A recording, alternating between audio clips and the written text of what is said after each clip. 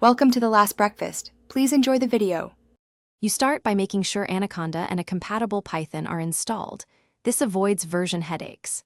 Once done, open Anaconda Navigator or activate the environment in a terminal with conda activate mynv, then run Spyder.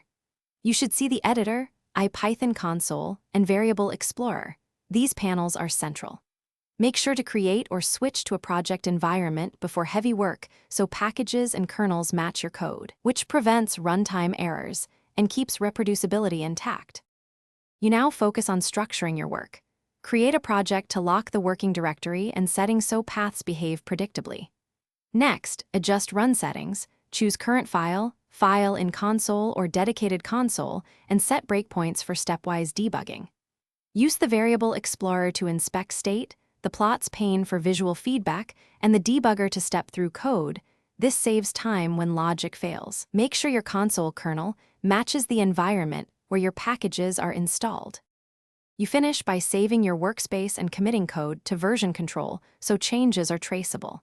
Then update or install dependencies using conda install or pip install within the active environment to keep consistency. If the IPython kernel disconnects or packages error, restart the kernel first, and if that fails, recreate the environment and reinstall needed packages. This often resolves hidden conflicts.